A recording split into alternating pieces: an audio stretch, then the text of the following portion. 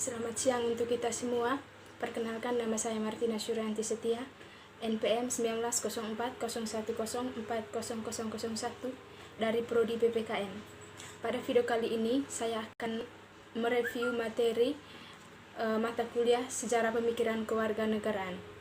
Materi yang pertama yaitu Konsepsi Dasar Pemikiran Kewarganegaraan.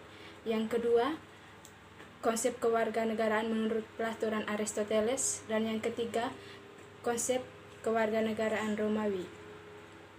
Pada topik yang pertama, kita mulai dengan pertanyaan, sejak kapan manusia dikatakan sebagai warga? Menurut saya, manusia dikatakan sebagai warga sejak manusia dilahirkan ke dunia. Kembali pada topik yang tadi tentang konsepsi dasar pendidikan kewarganegaraan. Yang pertama itu, manusia adalah warga. Manusia disebut warga dirujuk dalam dua referensi. Yang pertama itu menurut Plato atau filsuf Athena adalah peristiwa keluarnya manusia dari gua. Yang kedua menurut Yuval Noah Harari atau dalam buku Homo Sapiens menyebut ada dua peristiwa manusia disebut warga ketika ia keluar dari gua dan bertemu dengan manusia lainnya. Yang kemudian pertemuan itu menimbulkan konflik antara keduanya. Konflik itu kemudian berakhir dengan kesadaran bahwa konflik itu tidak menyelesaikan suatu masalah. Kemudian mereka berdamai dan munculnya kondisi sosial bahwa pentingnya orang lain bagi warga negara. Yang kedua, warga ada dalam peristiwa sejarah. Titik awal adalah manusia yang berada dalam gua. Manusia hidup dalam individualitasnya dan dengan melihat bayang-bayang, bukan dengan kenyataan. Yang ketiga, warga berada dalam tempat, waktu, dan aktivitas. Warga mengalami evolusi dalam menempati ruang-ruang sejarah. Di awal mereka tinggal di dalam gua dan beralih membentuk kampung atau setelah bertemu dengan manusia lainnya. Yang berikutnya, topik yang kedua adalah konsep kewarganegaraan menurut Plato dan Aristoteles. Hubungan antara Plato dan Aristoteles adalah hubungan antara guru dan murid.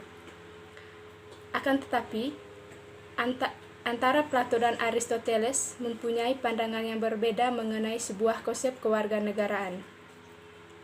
Konsep kewarganegaraan menurut Plato yaitu lebih menekankan pada kelas perjuangan sehingga terlihat jelas adanya pembagian kelas, yaitu prioritas warga negara adalah bersiap untuk perang dan harus mematuhi hukum dan tunduk pada politik dan sistem sosial.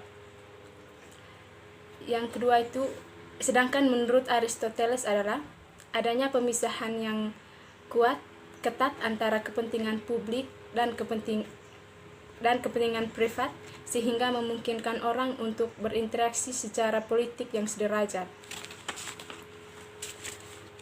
Topik yang ketiga adalah konsep kewarganegaraan Romawi. Kewarganegaraan Romawi mirip dengan Yunani tetapi berbeda secara substansif. Konsep kewargaan Romawi mengemukakan bahwa bangsa-bangsa yang ditaklukkan tidak dapat memberikan suara di majelis Romawi, tetapi memiliki perlindungan hukum yang penuh dan dapat membatas kontrak perlindungan hukum penuh dan dapat membuat kontrak ekonomi.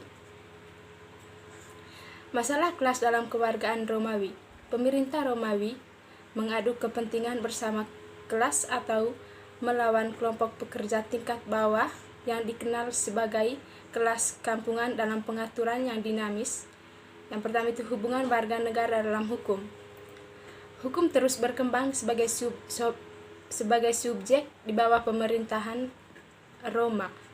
Bangsa Romawi mengemukakan hukum menjadi sejenis ilmu yang dikenal sebagai jurisprudensi hukum, membantu melindungi warga negara dan masyarakat. Bangsa Romawi merupakan penduduk kota Roma. Kerajaan Romawi dipimpin oleh 7 raja. Ketujuh raja ini menggantikan sistem pemerintahan republik menjadi Republik Romawi pada 510 sebelum Masehi. Bangsa Romawi pertama kali menggunakan kewarganegaraan sebagai alat untuk membedakan penduduk kota Romawi dan orang-orang yang di wilayahnya. Telah ditaklukkan dan disatukan oleh Roma, kewarganegaraan Romawi memberikan hak hukum penting bagi kekaisaran. Oleh sebab itu, kewarganegaraan Romawi memiliki tanggung jawab mengabdi di legiun-legiun tentara, tetapi juga hak-hak istimewa untuk memberikan suara dalam dewan-dewan rakyat Romawi. Hal-hal unik yang ditemukan adalah warga negara Romawi laki-laki memiliki hak khusus perlindungan meskipun kewarganegaraan mereka sudah dicabut dalam keadaan tertentu.